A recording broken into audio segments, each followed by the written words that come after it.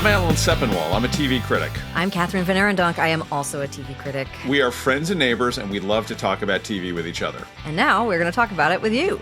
That's right. This is the TV is Good podcast. And every week we're going to look at one current show and one classic show as we try to answer a very important question. Is the TV good? This week, we're going to be talking about the hit YA show of the summer, Prime's Sterling Point, which is a show that allows all of us uneducated Americans to learn that in Canada, Adirondack chairs are called Muskoka chairs. I'm half Canadian, and I never knew this before this summer. So there you go. It's a lesson for us all. It is.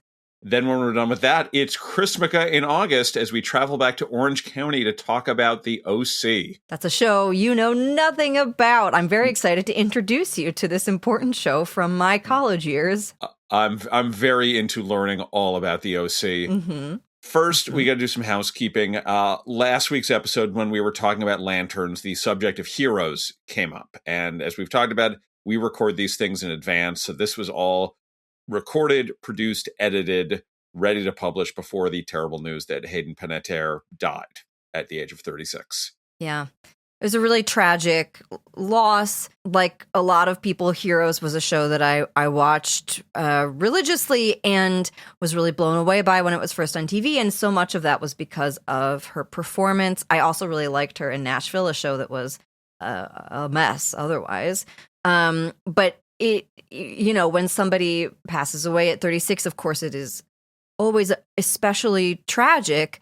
But there's an element to her loss that feels really hard because she has been so open about the challenges that she has faced in her life and the challenges of like child stardom and coming into her own as an adult.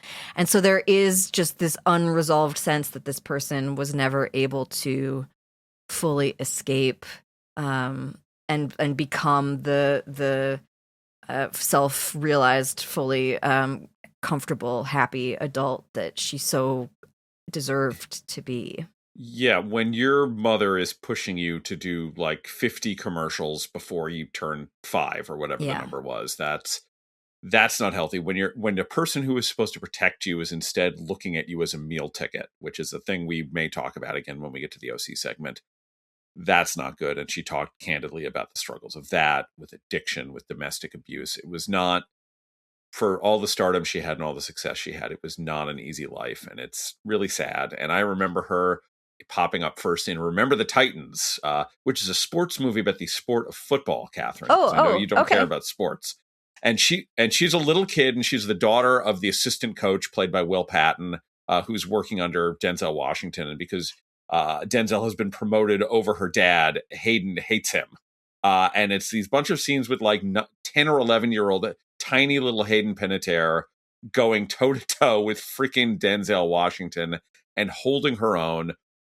And she was so natural. Like when you would watch her as a kid play scenes with other kids, the difference was like just stark in terms of, even if the other kids were good, they were still like, kids, here I am acting.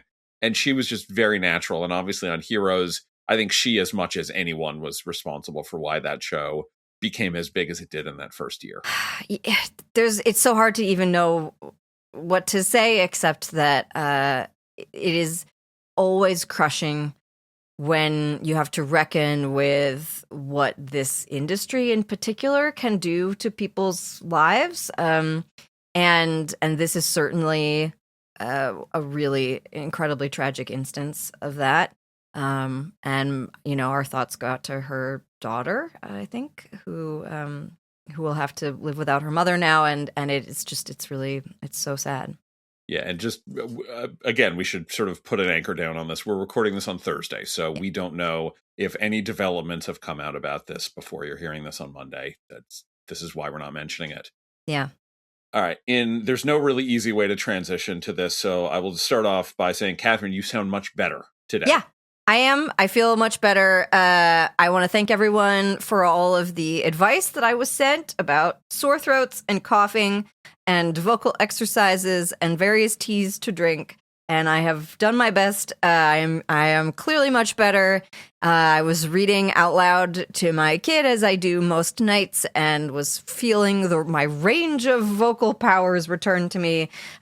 So I am very glad about that, because obviously I hate to show up for a podcast sounding, like a monster, but also because I have a note in here that I had to do a little rant. Now, I couldn't do this rant last time, not just because of my voice, but because it was embargoed. But now that we have all had access to the beginning of HBO's Lanterns, it is time for me to say a thing that I wanted to say last time and could not yet, which is that Lanterns would be a better show if it did not take place across not one, not two, but 3 different timelines.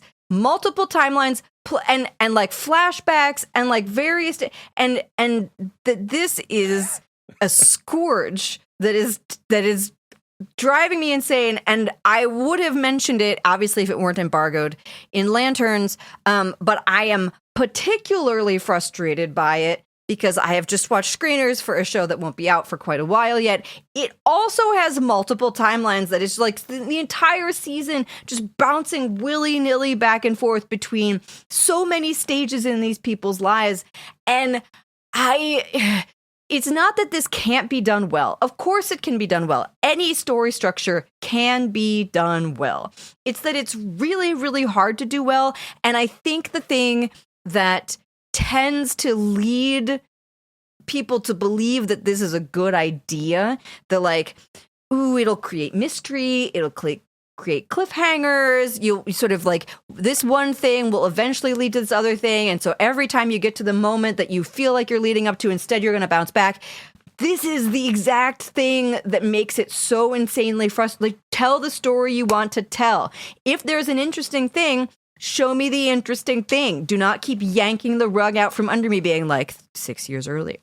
Tell the story. And so yeah, it's a scourge, and Damon Lindelof, co-creator of Lanterns, is as much to blame for this, unfortunately, as anybody else, because Lost was a show that was all about 2 timelines, and sometimes it was flashing back, eventually it was flashing forward, then there was time travel, then there was the Sideways universe. So again, that show, for the most part, did it really well. Yes. But so many shows use this as a crutch. It's a way to front load the exciting things so that like people will not tune out when you're doing the boring lead up to the exciting things.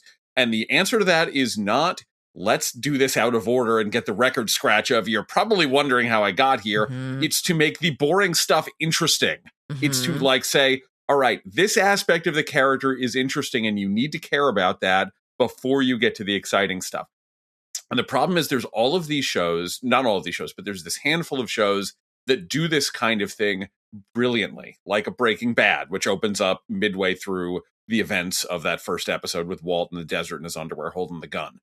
And because those shows did it brilliantly, lots of other people look at them and say, oh, I can just do that. And it's not nearly as easy as it looks. And instead you get these multiple timelines where it keeps pulling you out of the story because you have to start doing the mental math of, when is this? Oh, if he has a goatee, then we are in this year. And, if he has mutton chop sideburns, we are in this year. And, it becomes much harder to stay invested if you're not just going in order. And it's not a rule. It's like, no, you cannot do asynchronous storytelling. It's, you better have a goddamn good reason to do it. And you better be able to do it really, really well, or just don't. Yeah. As we are transitioning into our first topic of the day, I should note that I also have watched Prime Video's other YA offering this summer, which was called Every Summer After. It's an adaptation of a Carly Fortune novel, and it, similarly to Sterling Point, is set at a Canadian lake where people have very, very sexy feelings about each other. And it takes place, it is all of these flashbacks between this young woman in her like high school years and younger, and then as she's in her 20s and she's returned to this lake. And you can't tell the difference.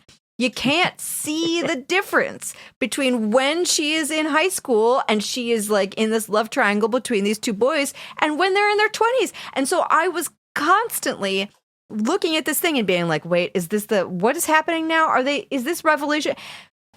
Tell it in order. Kathryn, what are we talking about first today? So we are talking about the Prime Video hit of the summer, which is not Every Summer After, which is a bad show, by the way. I'm so sorry to Every Summer After. It is not worth your time. What is worth your time is Sterling Point. It is created by Canadian writer-showrunner Megan Park. It is executive produced by teen soap veterans Josh Schwartz and Stephanie Savage. And it is one of these shows that is both really familiar, like if you know a teen soap genre, you know what's going on here, but it also, there's some novelty to it, which is so nice to see. The familiarity in some of its broad points. It's a teen soap. It has a lot of hidden drama that's happening between the parent figures, like the adult characters. It is set against a backdrop of tension between like the haves and the have-nots in this insular community. What does this remind me of? Who can say? But their show is also really refreshingly brand new. It is a summary drama that is not adapted from an Ellen Hillenbrand book or a Carly Fortune book, or like it is. I didn't know it was still legal to just write fresh stories and then turn them into teen dramas, but it turns out it is. So Sterling Point follows 18-year-old Annie Jacobson, who is played by truly remarkable newcomer Ella Rubin. Annie Jacobson has grown up in a very privileged New York penthouse apartment type place, and she spends her summer with this fish out of water experience because she learns that she has inherited a remote island in Canada's Muskoka Lake region. I did not know much about the Muskoka Lake region, but according to my Canadian coworker Rebecca Alter, it is sort of like, if you know Jersey, it's sort of like the LBI of Canada, I think. It's like a Jersey, it's like huge, wildly expensive vacation homes, but also there are locals who live there who have to then sustain an economy year round. And so there are these tensions between the vacationers and the people who have sort of authentically lived in this place forever. So during Annie's summer at this island, she learns all about herself and, her sexy feelings about various people, and she uncovers lots of long-buried secrets from her family history, particularly related to her dad, who's played by Jay Duplass, and gruff island resident, played by Jeffrey Dean Morgan, who's the father of one of her love interests. And this is a sort of reveal in the first episode, so it's kind of a spoiler, but kind of not. Her sort of, but exactly how she is her sister, who shows up, who's fantastic, also a relative newcomer, played by Amelie Hoferle. So that is Sterling Point. I turned it on being like, okay, Every Summer After was a bit of a bust. And I was like, oh my God, this show rules. So Alan, what are your feelings? I was trying to get, as I think I said, I wanted to do this on the podcast weeks ago, and the embargo got in the way. And then because of that, you didn't watch it. I'm like, Kathryn, it's so good. And then you started watching it. So, as always, listen to me, please. I implore you.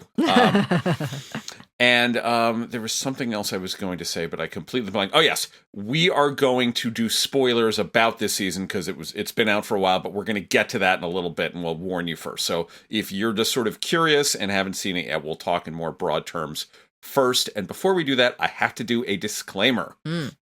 As Kathryn mentioned, this show, among the producers are Josh Schwartz and Stephanie Savage, who were also the team behind the OC, which we will talk about in a little bit. And several years ago, I collaborated with Josh Schwartz and Stephanie Savage on a book, Welcome to the OC, The Oral History. And this was like, we worked on this together as a team. And as a result, could be looked at as I have some degree of bias. All I will say about that is Josh and Stephanie have made lots of TV shows over the years. Some of them I've really liked. One of them I liked enough to literally write 2 different books about. At the same time, some of the stuff they've made I have not liked. And so it has nothing to do with like personal or professional relationships. It's, if it's good, I will say that. If it's bad, I won't say that. And that is all I can say on that front, but it need to put it up front. So devastating reveal of corruption. Yes, if anyone wants to take my opinions on Sterling Point or the OC with a grain of salt, I will understand why. Now, though, Ella Rubin. Mm-hmm.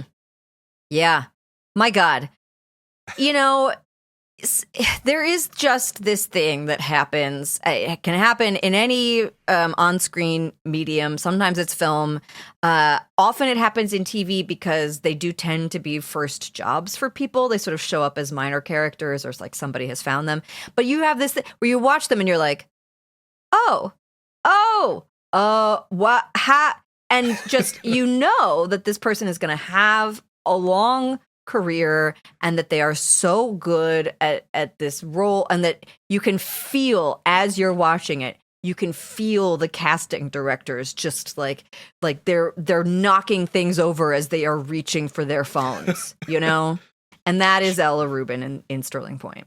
She is so funny. Like, there's a lot of, Gilmore Girls-esque, quick banter in the show. Most of it driven by her. She delivers it effortlessly.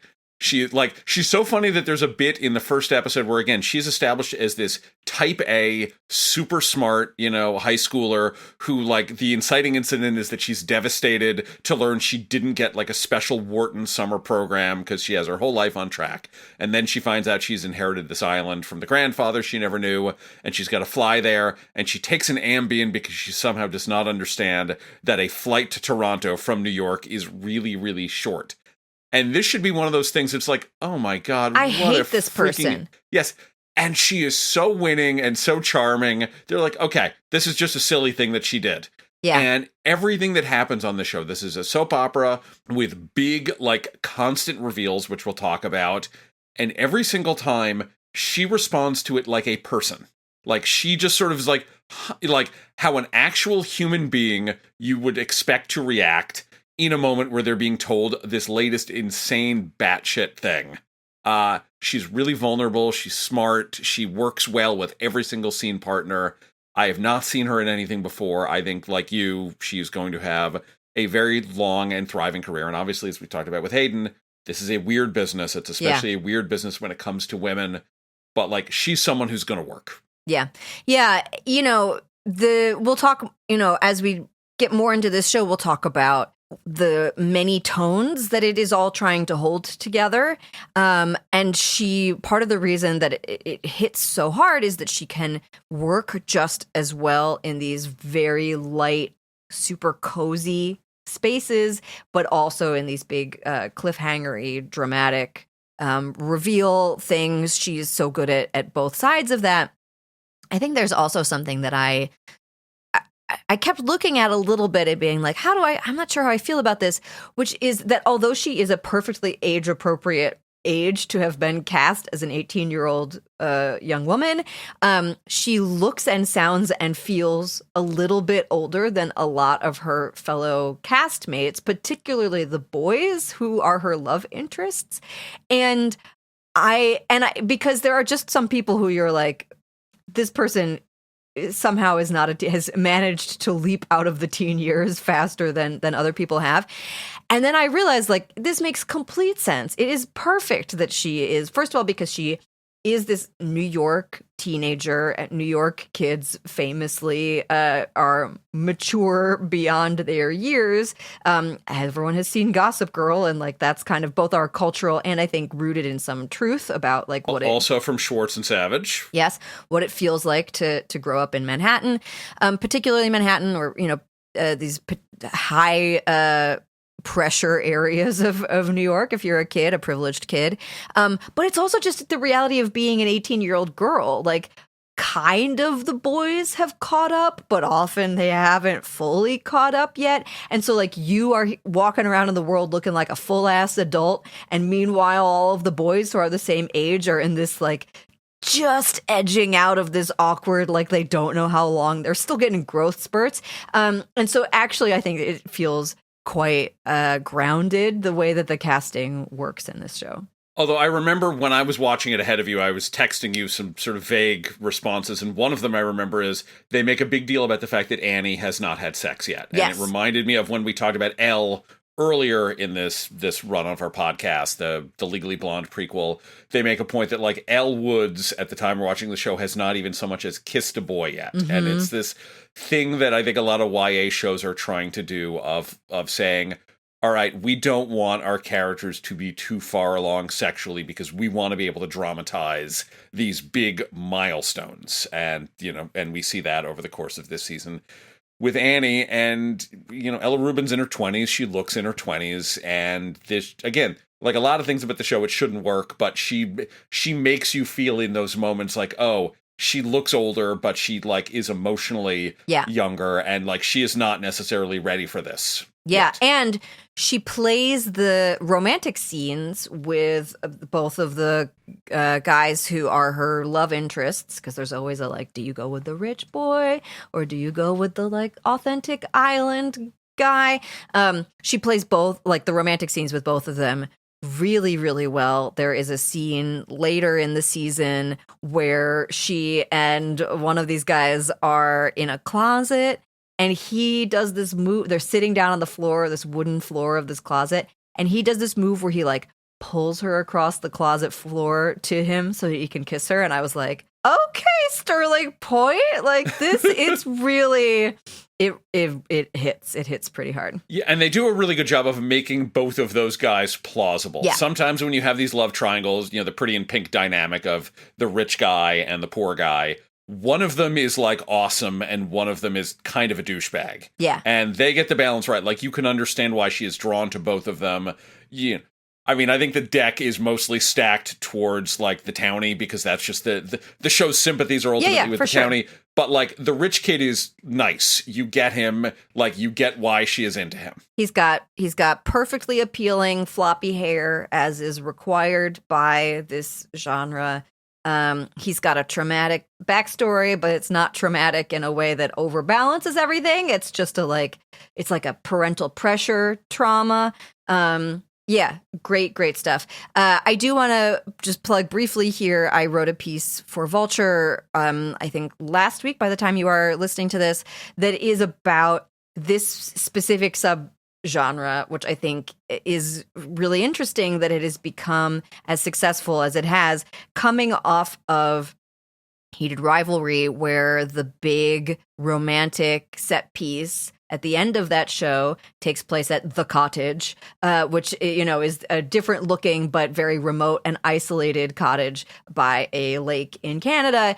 And then every summer after, and then this, and then there is a different Carly Fortune novel that is being adapted for Netflix, which is going to take place on Prince Edward Island, and Heated Rivalry Season 2 is shooting.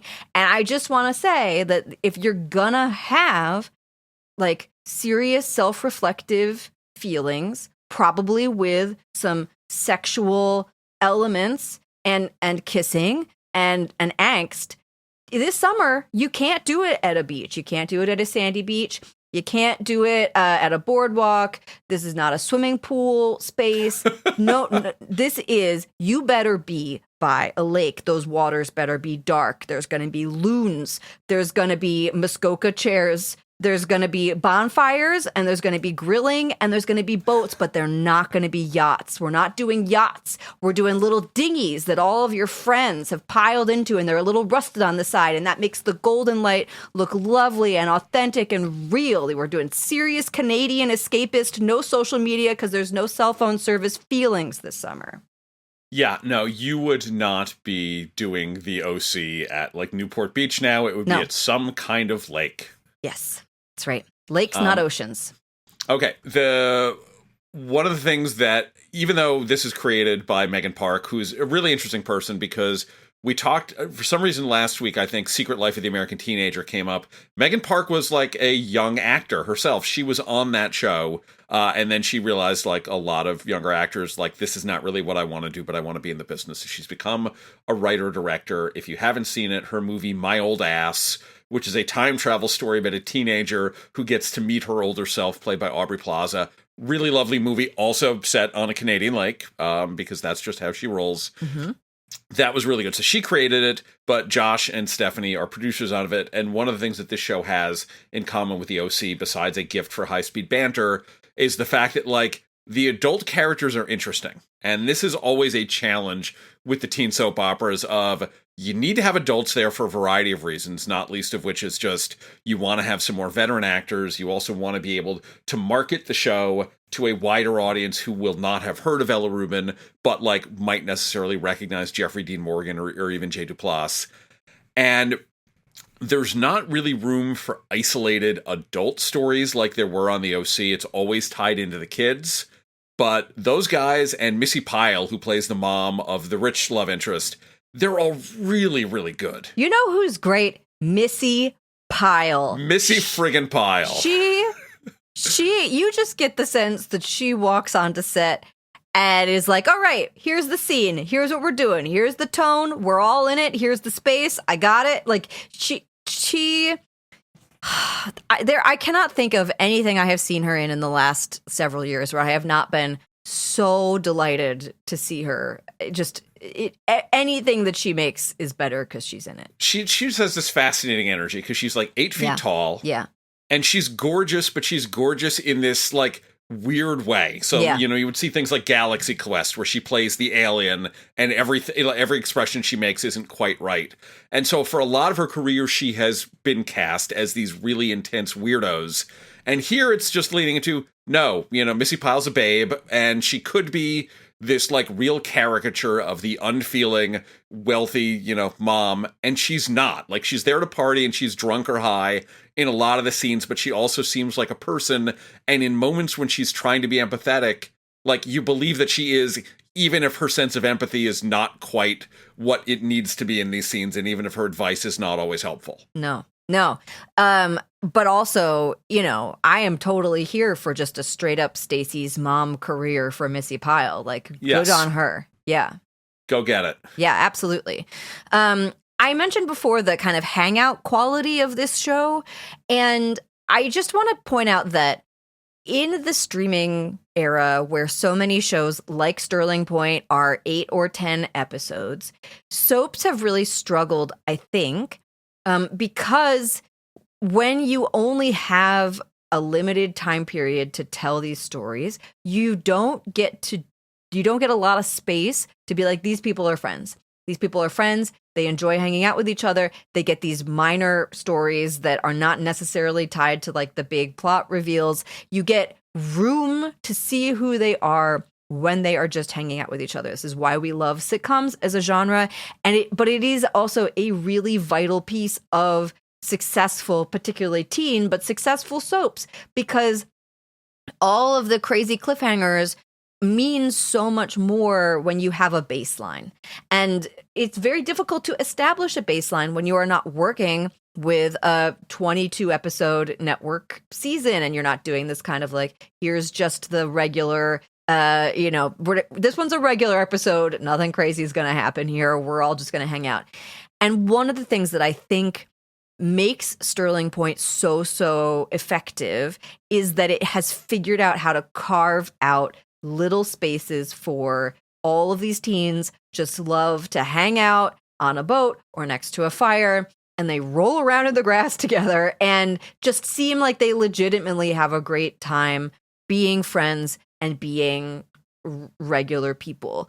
It is some of the magic of why this show feels so, I think, emotionally resonant rather than being constantly, you cannot go at 9 or 10 all the time. You got to pull it back to some 4s and 5s. It's so smart about how well it is able to balance those things. One of the things that I had actually in our notes to talk about is there is this minor character plot line of really actually very, very sweet queer romance that they are telling alongside the Annie Jacobson main plot. And one of those characters, she's a teenager who is she's a little bit older, who has guardianship for her younger sister. And in the show, her younger sister gets her period for the first time. And just watching all of these teens be like, yay, you got your period. We're not fully sure. We're not adults. We don't really know how to deal with this, but we know what we're supposed to celebrate. We know this is awkward. We know this is really exciting. And every single thing about that whole first period sequence I found so lovely and so moving, actually. And it is the kind of thing that a lesser show would think of as cuttable and inconsequential, and it's so important that it's here. No, I mean, one of the things that Megan Park and the other producers on the show very clearly get is you need to have that brick and mortar stuff. You need to just establish that these are people and that they have lives independent of the crazy shit that is being sprung on them over the course of things. And this should be really difficult, as you say, in the course of 8 episodes, not only because there's so much plot to churn through, but because so many of these specific revelations drop like with the force of an atom bomb. And how are you supposed to then go back to, we're going to hang out, we're going to goof around, we're going to go to one of the townies like family store, we're going to celebrate the period. There shouldn't be room for this, and yet somehow they made room, and that, I think, makes all the difference. The other thing I want to say is the older sibling is played by Bo Bragason. Apologies if I've mangled the last name. She is so good. She's really charismatic. She's fantastic. She's going to play Zelda in the Legend of Zelda movie, which one of my kids is very excited about, that there will be a Legend of Zelda movie. And she certainly seems much like Ella Rubin, like she's going to be someone. Yeah. Casting in general on this show, I think, is really excellent. Ella Rubin's character, Andy Jacobson, is a twin. And her twin is played by a really fantastic... Look, if you're gonna be a Nepo baby, I think this is the way you should do it. You should have a name like Keen Ruffalo. And you should, of course, be Mark Ruffalo's son. And you should walk into this show like, you know what? I'm here for a good time. This character is going to be a dumbass. He's going to be super obnoxious. I'm going to own that. I'm going to walk in being like, hey, has anyone heard of like a super privileged teenager? Why do I have any relation to this character? Nobody knows. But then when you are called upon to have emotional scenes, or to shade that character in with like a sense of humanity and poignancy, you're like, oh, am I good at acting? Yeah, fuck yeah, I'm good at acting. I'm gonna do a little bit. And you're like, oh, Keen Ruffalo, how are you? And then he's just like, nah, I'm a dumbass again. It's so, he won me over so hard. I was really impressed. He could just be like a comic relief character, and he's very funny in the early going when he just doesn't care about anything but himself.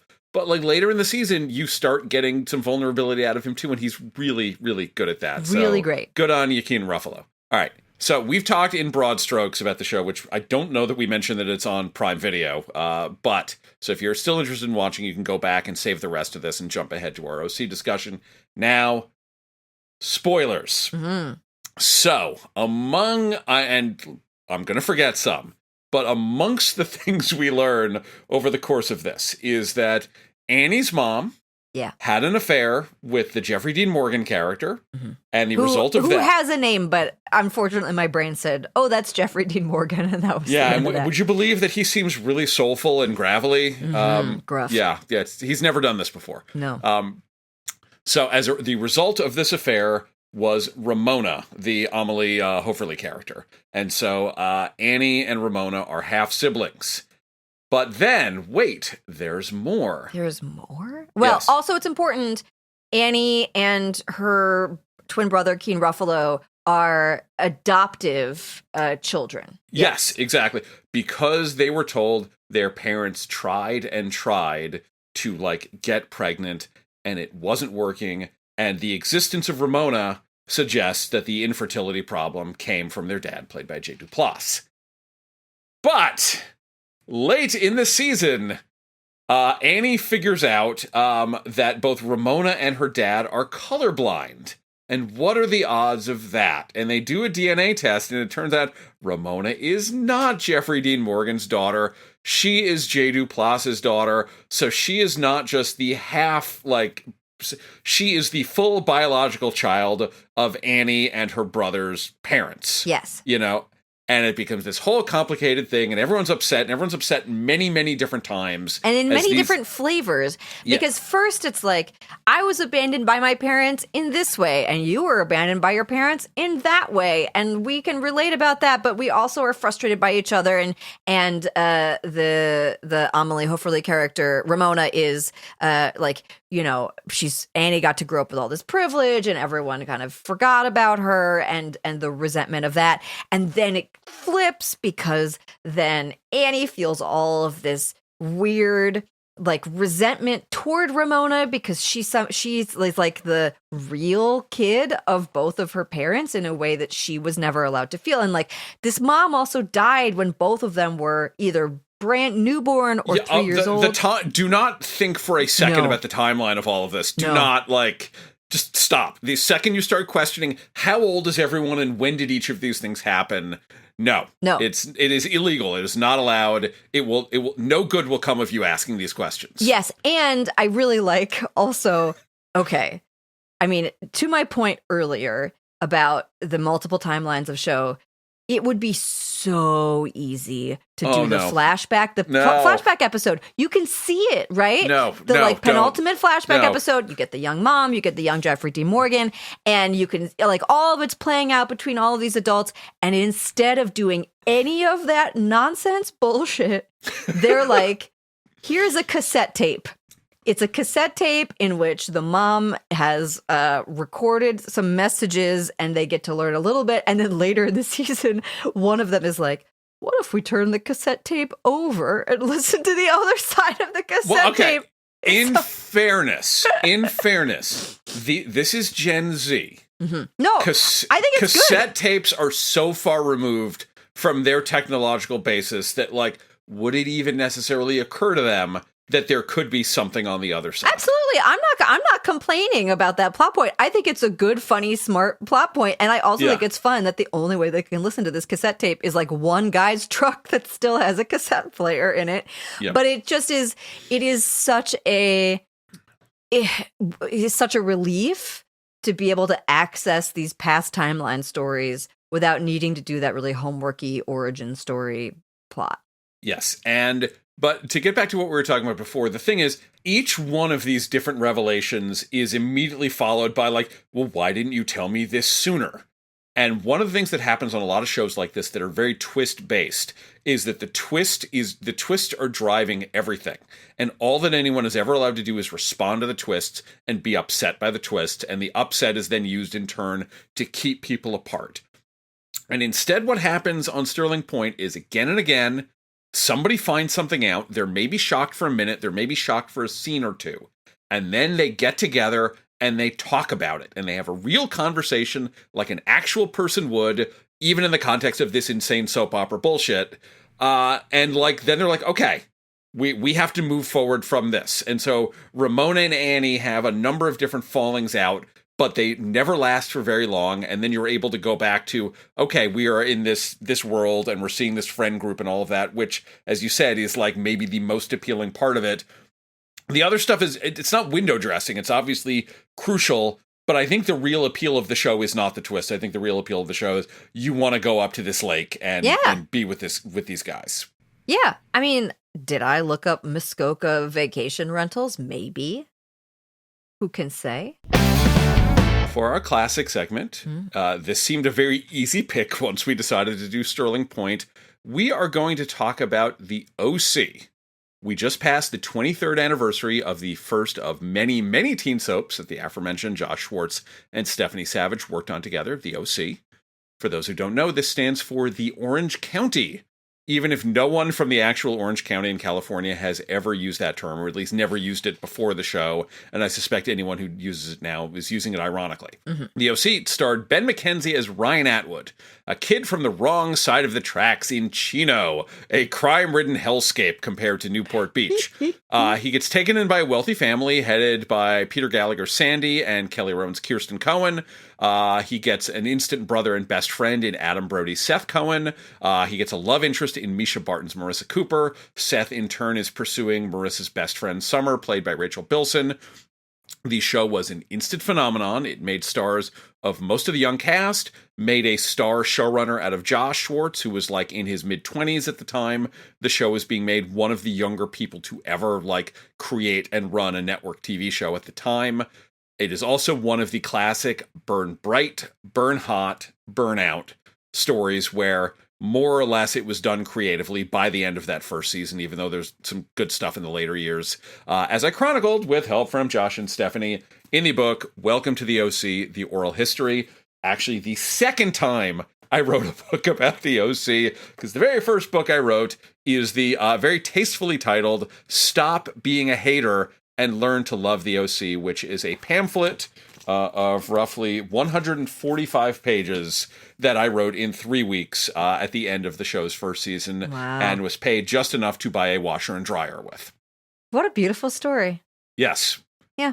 Yeah. All right. So we decided for the purposes of this, we often like to pick an episode to focus on. We picked the one that most fans look at as, if not the best, one of the best episodes of the show. This is the best Christmaka ever, which comes in the middle of the first season. It starts out with, we discover that because Seth is from an interfaith family, he has created his own interfaith holiday, Christmaka, which, among other things, includes 8 days of presents, followed by 1 day of many presents. Many presents, which is just smart. Yes, and so the stories in this episode are, one, Seth at the time is in the midst of his own love triangle with both Summer and with Anna, another sort of a nerdier girl who is more temperamentally suited to him, but he's obsessed with Summer, played by Samira Armstrong. Again, that is not how you pronounce her name, but it's been a long time.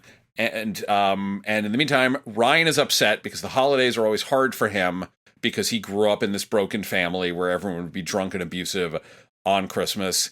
Marissa is drinking more than usual because of the holidays. And meanwhile, there is another plot involving a shady real estate deal where Sandy is negotiating against Kirsten's father, Caleb Nickel, played by Alan Dale, who you may remember also as Charles Widmore from Lost. In the 2000s, Alan Dale was having himself quite a run as like Good for rich evil you, man. Alan Dale. Like Missy Pyle, he could just go and get it. And I was very happy for that. So, this is the best Christmaka ever. Kathryn, where would you like to begin? Well, I think you have to begin with Seth Cohen. Yes. Because the whole Ryan Marissa plotline of this show, obviously crucial, so much angst, so much of like the soap elements that get drawn in. You get jail, you get, alcoholism, you get teens behaving badly, and the tension, all of the like parental tension is tied up with Marissa's, all of that kind of stuff. But the thing that I think makes the OC feel like the OC is actually Seth Cohen, this character who, rather than, any other teen soap, the character who you could never have put in any other teen soap except for this one is Seth Cohen. He is obviously played brilliantly by Adam Brody, but this episode, I think, is such a good distillation of exactly what it is about him that is both so appealing and also so totally baffling to watch back as an adult. At the time, I was in college when this show came out. I for sure binged all of it immediately. Was very, very thrilled to like accidentally skip a class or two and be like, whoops, I'm still watching the OC. And I loved Seth Cohen. I found him to be an incredibly appealing, like I understood him as a love interest. I understood why this kind of character would be a protagonist on television.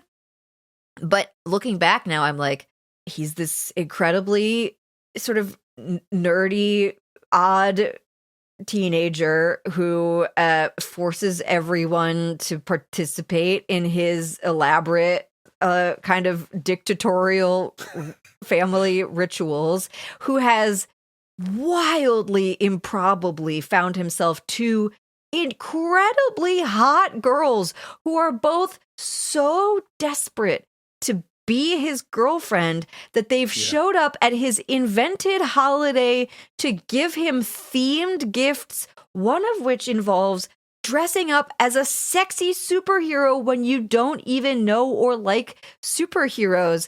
And the like wish fulfillment self-insert quality of this is so it's so brazen. You have to applaud it. I think I don't know. All right, so here there's a few things going on here. One is, yes, no, he is the self-insert character. Like, Seth talks absolutely like Josh Schwartz did at the time, and to a degree still talks now. So there's that. There's also the fact that, like, the OC was sort of unusual for a teen soap in that it's driven, the two main characters are boys. Mm-hmm. Usually it's either, like, two girls, like we're getting in Sterling Point, or it's a girl and a boy, like you got on 90210. But here, the main characters are 100% Ryan and Seth. The second is, what Adam Brody is doing on this, I liken a little bit to what Matthew Broderick does in Ferris Bueller's Day Off, which is, on paper, this character is unbearable. Loathsome. He is someone you want nothing to do with. They did a Ferris Bueller sitcom with another actor named Charlie Schlatter, writing Ferris more or less the same way, and, like, nobody wanted to watch this, because it's like, if you're even slightly less sweet in your performance than Broderick was in the movie, no. And so among the magic of Brody is not just how he delivers the dialogue and just in this really off-kilter, appealing way. It's just, you like him in spite of the fact that Seth is this enormous narcissist who almost never cares about anyone else's problems unless they overtly call him out on the narcissism. And this comes up throughout the entire run of the show. Like, the show's aware of it. The characters are aware of it. So it's not like one of those things sometimes where you have a show that thinks someone is awesome and they suck. The OC knows that Seth, on some level, kind of sucks, but also that we love him anyway because he's played by Adam Brody. Yeah. Yes. But it is also, in addition to the unusualness of having two boys be the lead, to have this kind of nerdy, emo, death cab loving kid be the lead of the show rather than the minor character feels really different than a lot of other teen dramas. Yes. And well, to have the nerdy character is often the lead of the show if you're in a sitcom, right? The kind of like outsidery, I'm an awkward, I'm getting shoved into lockers thing. It is less, or if you're of a whole group of nerdy characters a la Freaks and Geeks or later Stranger Things, and it's like we're the outsiders together. And to have him just be like, nope, this is who I am. Everyone around me is super hot and super cool in a bunch of very conventional ways, but I'm also here and everyone loves me. It's just, well, I mean, Adam Brody isn't not hot. They're dressing him nerdy, but yes. Of course. But the way that he performs this character and the way that the show positions him is always like he believes he is the funniest, coolest, most interesting person in the room, and you just buy it. Yeah, you absolutely do. It's because of him.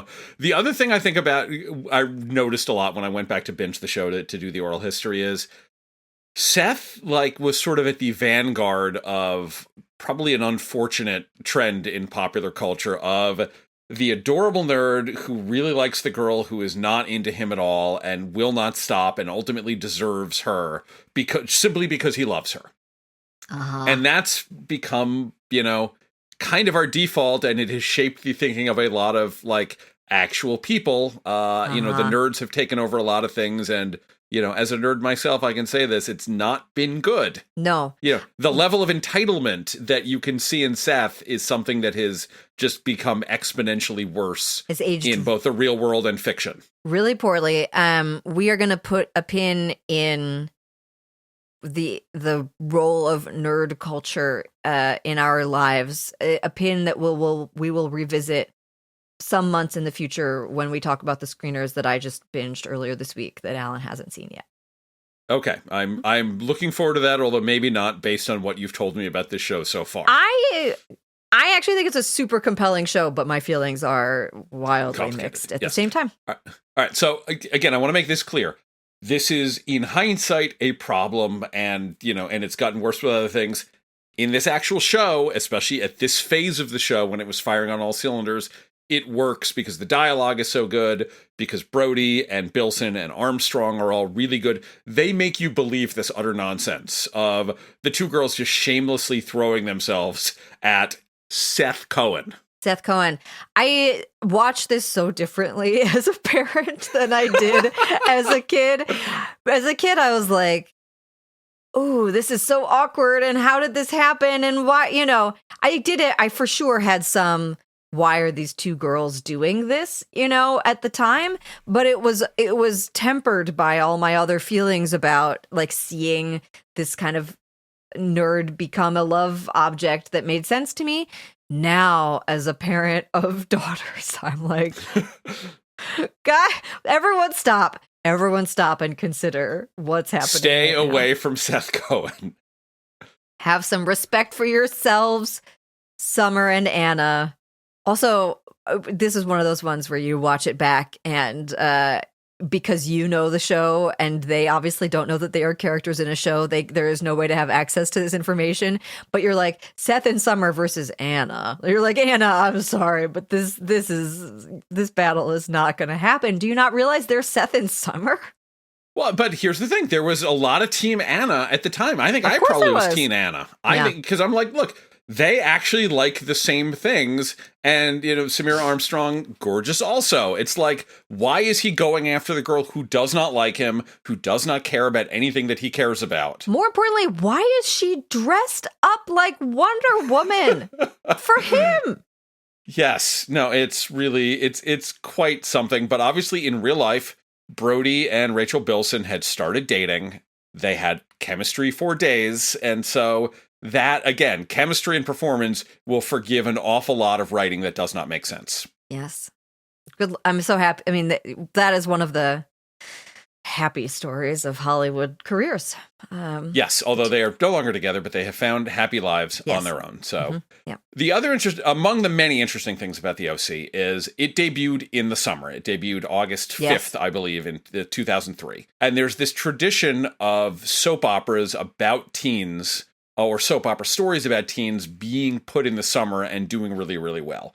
One of the first few stories I ever wrote for the Star Ledger as a summer intern in 96 was I interviewed a bunch of writers of daytime dramas on like ABC and NBC and CBS about the fact that when they get to their summer episodes, they would have all these teenage characters who like didn't do much during the colder months of the year, and they were just there in support of the adult storylines. And suddenly it's summer, and they would put the teenage characters to the front because now all these kids were home and from school and they could watch their soap operas.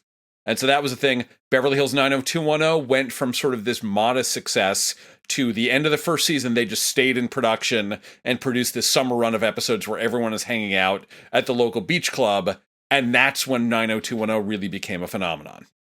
And, Saved by the Bell did a summer run at a country club too. There's a lot of them. And so Fox realized, our fall schedule at the time always gets disrupted by covering the World Series and the baseball playoffs.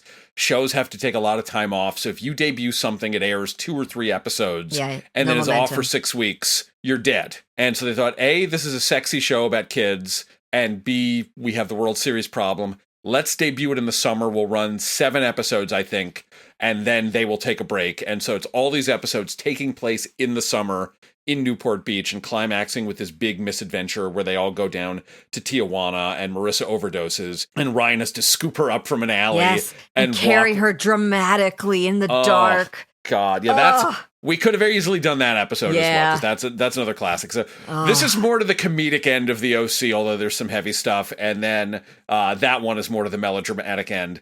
And that's a thing that the show always sort of was trying to balance, is how much are we the funny soap and how much are we the tragic soap? Yeah. So they did all this, and obviously we've seen with The Summer I Turned Pretty, and hopefully Sterling Point and a number of others, like, you put this stuff on in the summer months, your target audience is, in theory, going to show up in droves. It is also a show, once again, like Network, I just am reminded of all of the things you had time for and could do. You could do a, like, Seth Cohen invents Chrismukkah as a premise for an episode. Obviously, the holiday episode is a long-standing benchmark of network seasons, although often you would do Thanksgiving episodes rather than Christmas ones because Thanksgiving tended to be more around sweeps and Christmas tended to be off. But like this, you get the holiday feeling regardless. And it's such a smart way to do soap plotting because you've created this absurd tension for Seth between these two girls, but you also get this big holiday party that Marissa's mother, Julie, is throwing, who, you know, in a real, like, lost internet culture way, I remember reading recaps of Rome, and because of a character who was named Attia of the Julii, and then what the recapper called this character, I in my head will always be called Julii Cooper. I can't.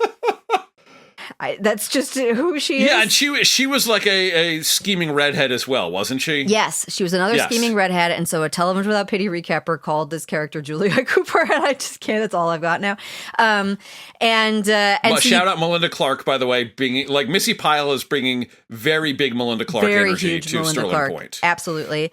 And so you get the like California noir, which is always to do with real estate deals, sketchy real estate deals, things that are happening with Alan Dale and with the parent characters. And you're getting Peter Gallagher's eyebrows doing the like big eyebrow, like, oh, I don't know about that situation.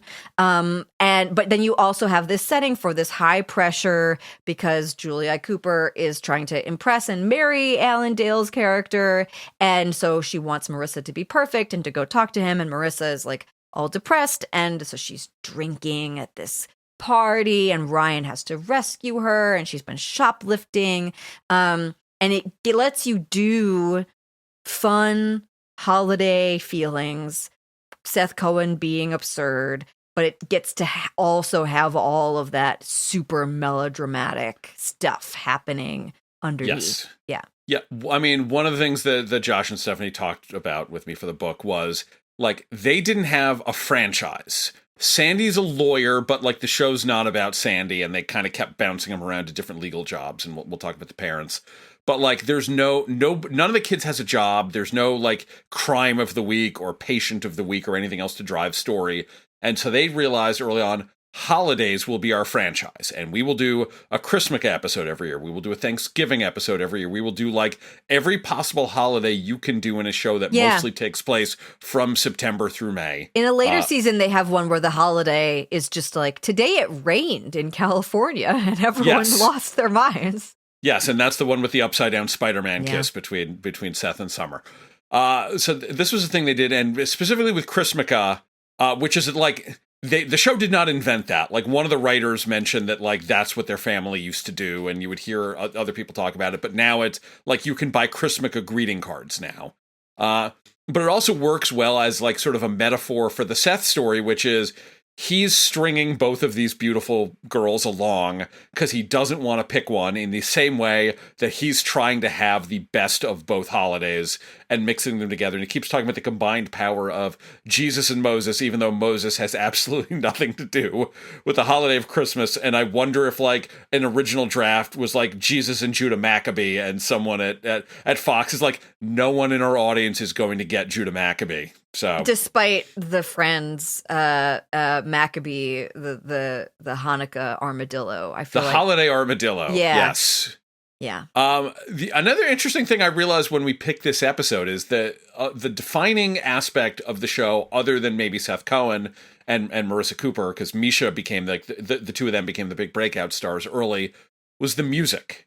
Like this show was really on the cutting edge of both using like needle drops to help drive story and using like breaking bands and breaking artists over the course of this. And Seth loved Death Cab for Cutie. Among the things he gives out as a Christmas gift is a Seth Cohen starter pack where you get a Death Cab album, a Shins album, a copy of the Goonies on DVD. Well, it's very funny actually. In this episode, at the end, both women show up to be like, is it me? Are you picking me? And it looks very like Bachelor-esque where they're cutting between and you can't tell like what he's going to say to both of them for a minute. And they both hand him a stack of gifts, an additional gifts.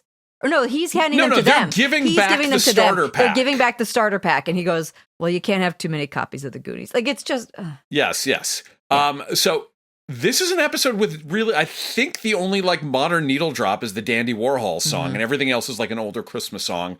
But like Alexandra Pasavis, the music supervisor for the show, she and Josh Schwartz, like just the Killers played an episode right before the Killers broke through, that kind of thing. Yeah. So there's an episode where they just deal. say Wilco over and over again. No, it is not Wilco. It's not? Kathryn. For the love of God. Oh. It is Rooney. Oh, Rooney. That's what it is. They go to see a show Rooney. featuring the band Rooney, known at the time for their hit song Shaking. Sure. And the word Rooney is recited over and over and over again at a frequency that even the people making the show did not realize until they watched the final cut of it. So there would be things like that. You mentioned the real estate stories. Yeah. And among the other things that was notable about the show at the beginning was this was a teen soap where the adult characters were super compelling. Peter Gallagher was kind of like the dad everybody wants to have. Julie Cooper was such a fun and catty villain, and she could like cause trouble for both the kids and the adults, and Melinda Clark was really, really good. And then eventually, as the kids start getting older and more independent and don't need the parents coming to the rescue quite as often, then you start getting these weird stories like Sandy is tempted by an old flame, and, Kirsten maybe makes out with Billy Campbell, and, all sorts, and Sandy's being corrupted by this like guy who works at the Newport group with him. And it's just really bad for a while.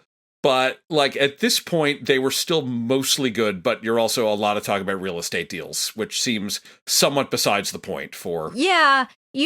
Nobody really cares. And it is interesting, even in this episode, when you get this major reveal about the Balboa Heights and like what it some kind of classically there's like, it's uninsurable or something. And so I'll buy it back from you for $1 or blah, blah. Like nobody actually cares about the details of Balboa. Like what is it about this or why this is particular? Like it is pure MacGuffin business. Yes. And part of that also comes from the fact that unlike A Sterling Point, which has 8 episodes, OC Season 1 had 27 episodes, which even at the time was long. Most shows in those days were making 22. And 5 extra episodes doesn't maybe seem like that big a difference. No, it's a huge difference. Yeah. Back in those days, I would often go to visit sets, and I would be there on network shows around the time they were making like their 17th or 18th episode of a year. And every single person at that point is a zombie. Mm-hmm. They've just been working such long hours for so many months. And yes, they're making television, but it's a like hugely time intensive and grueling process. And also trying to come up with story after that many episodes is hard. Yeah. And so when you go from 22 to 27, you're just exhausted. 17 isn't the final stretch. 17 is like, oh boy, we got almost a whole half a season left. Yeah. And Josh Schwartz had never run a TV show before. Stephanie Savage had worked as like a movie producer. She hadn't done TV before. And so they don't really have a sense of how to pace themselves, which is to the good of season 1 of the OC. Because season 1 of the OC has 3 to 4 seasons worth of storylines for a show. Like Seth and Summer would not get together midway through season 1 of a normally paced network TV soap opera. Maybe their big kiss would be in the finale, and then season 2 is about their relationship. But like they get together and break up multiple times. It's just, it's so much of the plot is churned through. So suddenly you come back for season 2, and it's like, what do we do now? We used up every single good idea we've ever had for these characters. And again, there's some good stuff in the later seasons, and the 4th season is fun because they're just sort of, they decided, all right, well, we're just going to be a comedy now because we've used up all the soap opera plots, and we've written out Marissa, which was a crisis, and all of that. But like for most people, the OC is a 1-season show. Yeah, a incredibly enjoyable and influential 1-season show. I mean, should I do some storytelling? How much do you want to hear from? I mean, give me 1 or 2 good ones, because I feel like this may not be the last time that we get to talk about this important television series. I mean, we certainly could do like the Marissa Farewell episode. That is a rich text. Yeah, so I will should. spare the backstory on that. But if you are interested, the Welcome to the OC is still available wherever books are sold. One of them is just that, like, Brody had a really fascinating arc over the course of the show because he and Ben McKenzie, like Misha, broke out. Ben McKenzie, current anti-crypto warrior. Yes, what a fascinating shout out to Ben McKenzie. Career turn is Ben McKenzie mostly doesn't act anymore, and instead, like, while I was writing this book, he was writing a book about the evils of crypto. And so it was like we kept swapping emails, and he's like, his deadline was like a month before my deadline, and so he was the last person I could interview because I had to keep pushing it back, for everybody else. And so in a lot of other cases, like, I was able to have someone respond to something the actor said, and with Ben, it was just no. Ben McKenzie kind of got the last word in that book. But one of the things that happens, especially when you're doing 27 episodes a year, is on the one hand, the show's a phenomenon. Everybody wants to work with these actors, and especially wants to work with Adam Brody, and they have no time to do anything. Yeah. Like, Brody's in Mr. and Mrs. Smith, which is directed by Doug Liman, who also did the OC pilot, and a few of them did a couple of other things, but really it was like the moment for them to, like, strike and shift into the movies came and went because they were too busy doing the thing that made them popular in the first place. And by the time that show ended, whatever heat they had was gone because the show had fizzled. Yeah. And so there's a lot of tension there. And Brody, at a certain point, starts kind of half-assing it. He's not looking at his scripts until, like, the day of. They would say, like, you would go to his trailer and there would be stacks of script drafts piled up. Like, he was just deliberately, like, defiantly, like, petulantly, like, I'm not even going to bring them in because I want you to know that I'm not reading these things. Yeah. So there was some tension there over the course of the show, and yet, and at a certain point, he was so disengaged that in the third season, the writers are like, we need to come up for an explanation for why Brody's performance is so different from the first season, the guy we see in The Best Christmas Ever, because he's just so, like, not... there was a period where he just wasn't trying, and eventually he did try again, and they're like, what if Seth gets addicted to marijuana? Yes. And so it's just Seth is doing too much pot. He, like, misses his interview for Brown when he and Summer have both decided we're going to go to Brown together. And then he is smoking a J in Sandy's office at the Newport Group, and guess what happens? He burns down the Newport Group headquarters because he is addicted to marijuana, which is a plot they came up with entirely because the star of the show didn't give a shit for several months. I love television. Television is great. Yeah. I love it. It's so good. Ugh. Well, all right. So, I mean, I think we've kind of answered the question. Yeah. Kathryn, was the TV good this week? It's so good. They burned down the offices because he was addicted to marijuana. What are we doing next week? Okay, next week we are talking about the second season of the FX series Adults, which is a Gen Z comedy that I think we are both really happy to report feels like a classic comedy. So it is a real... it's a show we are both fairly excited to be able to cover. Yes, and as a bonus, as we said, we're periodically going to have interviews with people. In this case, we are going to have the creators of Adults on for a segment we've already recorded on a day when Kathryn's voice still wasn't great, so enjoy that. Yep. We're going to have them on to talk a little bit about the show, but also to talk about things that they love in television. It's a great discussion. I can't wait for you guys to see or hear it. When we're not podcasting, we are writers. You can find my writing at whatsalanwatching.com, Kathryn's at vulture.com. My Rod Serling biography, which somehow I've avoided mentioning until now, so, please clap, is available for pre-order, and if you pre-order it, you will get a free bonus essay about my favorite Twilight Zone episode. Kathryn's Bluey book is now available for pre-order, The Bluey Years. I'm putting a pause between the two words. You can find links to all of that stuff, plus how to order Welcome to the OC if you still want to get it, in the show notes. If you want to get in touch with us directly, you can find us at tvisgoodpod@gmail.com. Please remember to rate, review, and subscribe. Please do so on the basis of my voice this week and not my voice last week. And we've also saved your voice for the next Patreon episode, which is going to be about Party Down, the Porn Awards after show episode. You can find that at patreon.com/tvisgoodpod. Sensation Awards after party. Yeah. Yes. And of course, we appreciate every time somebody does like and review and subscribe, because it is the only way to beat the algorithm. And we hate the algorithm, but we love TV. Thank you to Joe Kennedy for our theme music, Kate Bergener for our artwork, and Riley Rose for editing. And thank you for listening.